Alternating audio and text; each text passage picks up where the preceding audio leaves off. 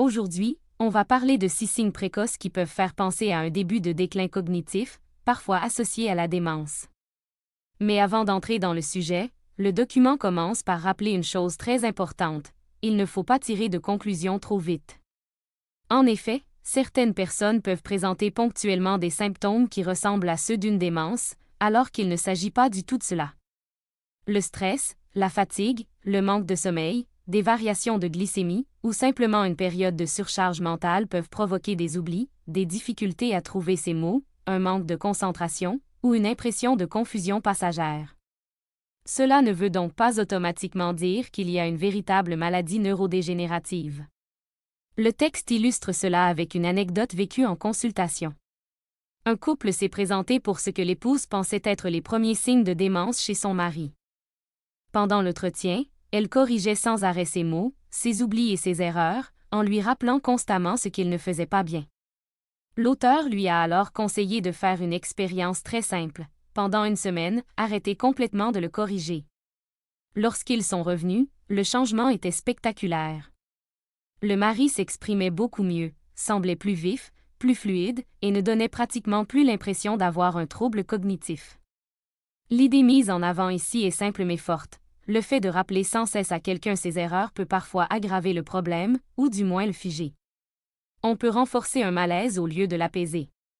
Le document invite donc à la prudence. Si toi ou quelqu'un de ton entourage présente parfois certains de ces signes, cela ne signifie pas automatiquement qu'il s'agit d'une démence. Il faut regarder le contexte global. Cela étant posé, le texte définit la démence comme un déclin des fonctions mentales, lié en partie à l'atrophie de certaines régions du cerveau. Il cite en particulier une structure appelée hippocampe, qui joue un rôle majeur dans la mémoire, le langage, l'orientation et d'autres fonctions cognitives importantes. Lorsque cette zone diminue de volume ou fonctionne moins bien, plusieurs symptômes peuvent apparaître. Le document présente alors 6 signes précoces à surveiller. 1. Des difficultés à organiser et à planifier. Le premier signe mentionné est la difficulté à organiser les choses et à planifier. Il peut s'agir de petites tâches du quotidien qui deviennent plus compliquées qu'avant. Préparer quelque chose dans un certain ordre, organiser un déplacement, gérer plusieurs étapes successives, suivre un plan, ou simplement structurer correctement une action qui, auparavant, se faisait naturellement. Le document présente cela comme un des premiers indices possibles d'un déclin cognitif, car ces fonctions dépendent d'un bon fonctionnement global de certaines zones cérébrales impliquées dans la mémoire de travail, l'orientation mentale et la cohérence de l'action.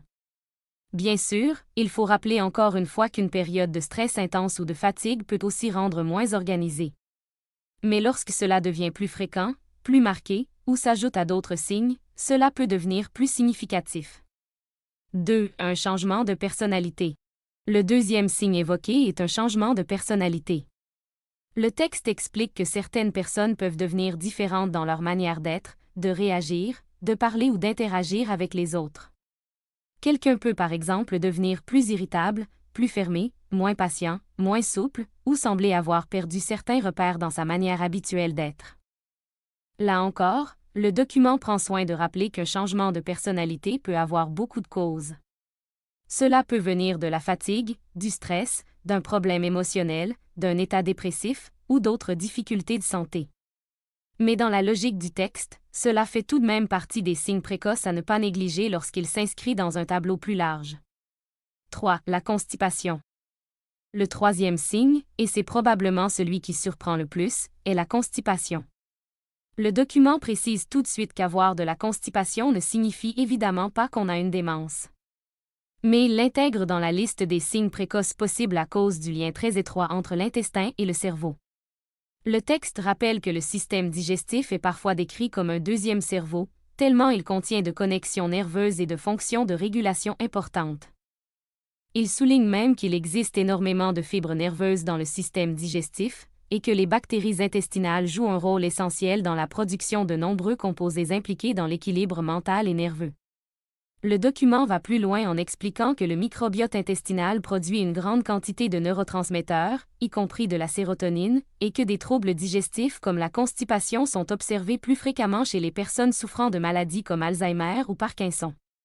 L'idée générale est donc la suivante. Quand quelque chose se dérègle dans le cerveau, cela peut se refléter dans l'intestin.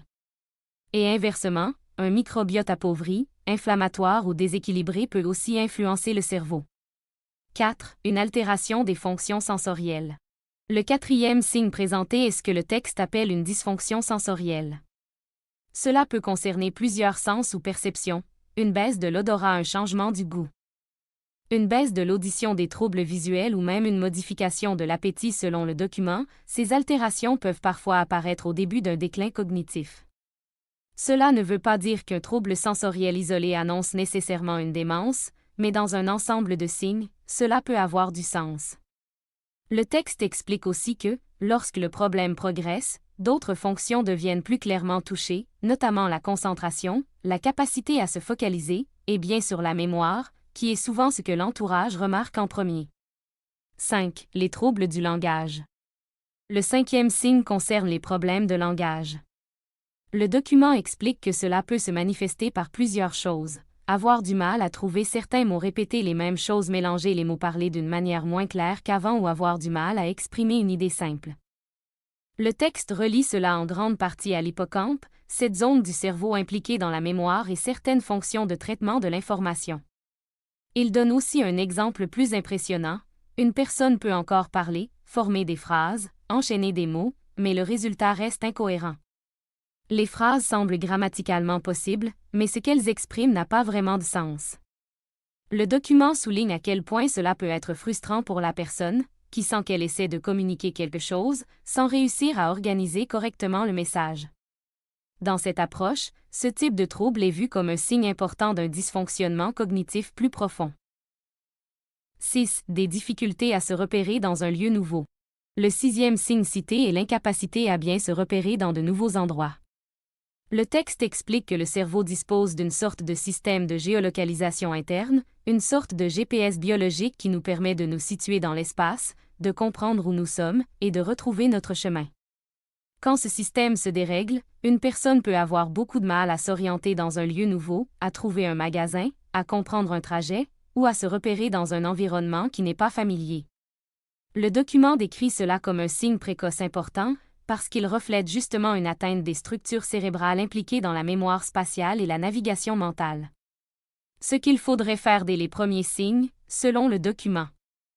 Une fois ces 6 signes expliqués, le texte passe à ce qu'il considère comme les choses les plus importantes à faire tôt, avant que le problème ne s'aggrave davantage.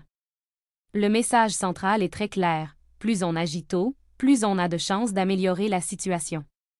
Le document insiste sur le fait que l'alimentation et le mode de vie jouent un rôle fondamental et regrette que, selon lui, la médecine conventionnelle ne fasse pas toujours assez le lien entre ce qu'on mange et la santé du cerveau.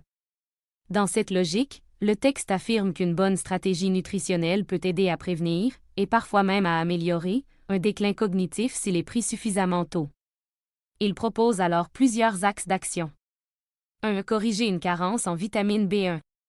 Le premier point mis en avant est la vitamine B1, aussi appelée thiamine. Le document explique qu'un déficit en B1 est associé à une atrophie de l'hippocampe et à des troubles cognitifs. Il rappelle que cette carence est bien connue dans le contexte de l'alcool, mais qu'elle peut aussi apparaître avec une alimentation trop riche en glucides. Pourquoi? Parce que plus on consomme de sucre et de glucides, plus le corps a besoin de vitamine B1 pour les métaboliser. Autrement dit, le besoin en thiamine augmente lorsque l'alimentation est très chargée en glucides. Le texte affirme donc qu'une alimentation trop riche en sucre peut, à la longue, contribuer à épuiser cette vitamine.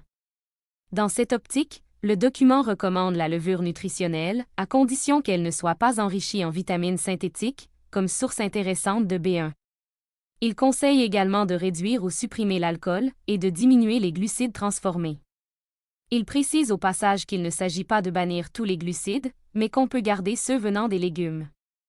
2. Réparer le microbiote intestinal. Le deuxième axe majeur est la santé intestinale. Le texte souligne qu'il existe un lien très fort entre les maladies neurodégénératives comme Alzheimer ou Parkinson et un microbiote intestinal appauvri, peu diversifié, souvent associé à de l'inflammation digestive. La première stratégie proposée est donc d'augmenter la diversité des bactéries intestinales. Et pour cela, le document recommande de manger une grande variété de légumes, et pas seulement le même type de salade tous les jours. L'idée est que différents végétaux nourrissent différentes souches bactériennes, ce qui enrichit l'écosystème intestinal.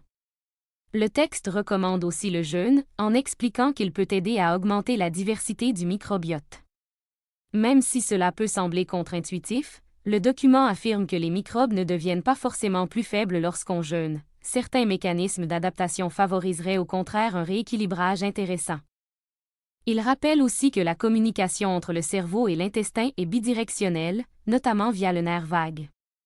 En clair, un cerveau en difficulté peut dérégler l'intestin, mais un intestin déséquilibré peut aussi perturber le cerveau. Dans cette logique, le texte recommande aussi d'éviter le gluten et même plus largement de réduire les céréales et les glucides raffinés. Il évoque également les effets potentiellement délétères des aliments OGM et de certains herbicides comme le glyphosate, qu'il relie à des atteintes du microbiote et donc indirectement à la santé cérébrale. Il conseille donc de privilégier, autant que possible, des aliments bio et non OGM. 3. Ajouter des pousses, en particulier des pousses de brocoli. Le troisième point est la consommation de pousses, et en particulier de pousses de brocoli. Le document insiste beaucoup sur leur richesse en sulforaphane, un composé végétal bien connu dans les crucifères.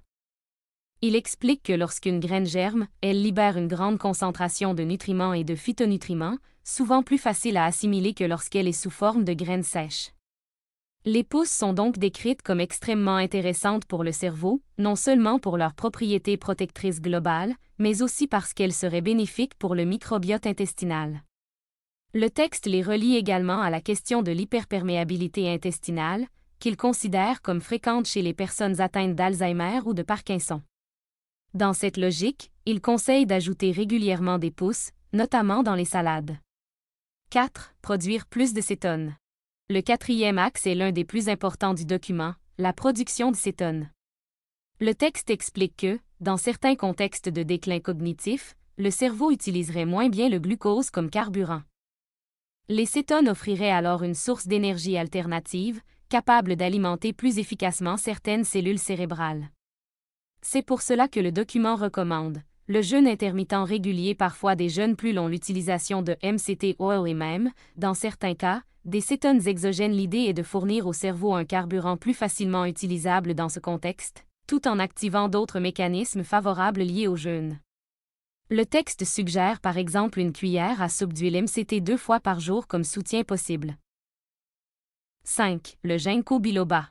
Le cinquième élément recommandé est le ginkgo biloba, et plus particulièrement un extrait précis appelé EGB 761. Le document affirme que cet extrait montre des effets intéressants dans le soutien de la fonction cérébrale et la protection neuronale, notamment chez les personnes présentant un déclin cognitif. 6. Le champignon Lionman. Le sixième point est le champignon Lionman, appelé aussi idnérisson. Le texte se montre très enthousiaste à son sujet et le présente comme particulièrement intéressant pour la fonction cognitive. Il insiste sur le fait que la recherche sur ce champignon serait très prometteuse, notamment pour soutenir le cerveau et certaines fonctions de mémoire ou de clarté mentale. 7. Les recommandations générales déjà connues pour le cerveau. Enfin, le document rappelle plusieurs piliers classiques du soutien cérébral, les oméga 3, en particulier le DHA, présent dans les poissons gras et certaines huiles marines, la vitamine D. Le zinc, l'exercice physique, pour améliorer l'oxygénation du cerveau et bien sûr le sommeil. Sur ce dernier point, le texte insiste sur le fait qu'un mauvais sommeil augmente le cortisol, le stress, et nuit à l'oxygénation ainsi qu'à la récupération du cerveau. Ce qu'il faut retenir de cette approche en résumé, le document présente les choses de la manière suivante. Les signes précoces d'un déclin cognitif peuvent inclure des difficultés à organiser et planifier des changements de personnalité, la constipation, des troubles sensoriels, des difficultés de langage et des problèmes d'orientation dans des lieux nouveaux. Mais il rappelle aussi qu'il faut être extrêmement prudent, car ces signes peuvent aussi venir de la fatigue, du stress, du manque de sommeil ou d'autres causes réversibles. Ensuite, il propose plusieurs pistes d'action précoces, centrées sur la correction d'une éventuelle carence en vitamine B1, l'amélioration du microbiote intestinal, la consommation de pousses de brocoli et d'autres végétaux variés, la production de cétone via le jeûne et certains apports lipidiques, l'usage possible de ginkgo biloba, le Lionman et les grands piliers du mode de vie, oméga 3, vitamine D, zinc, exercice et sommeil. Si cette vidéo t'a aidé à mieux comprendre les premiers signes d'un déclin cognitif, le lien entre le cerveau, l'intestin, l'alimentation et certaines habitudes de vie, abonne-toi à la chaîne, laisse un like et active la cloche pour ne rien manquer des prochaines vidéos. Dis-moi en commentaire quel point t'a le plus surpris et partage cette vidéo avec une personne qui a besoin d'entendre ce message.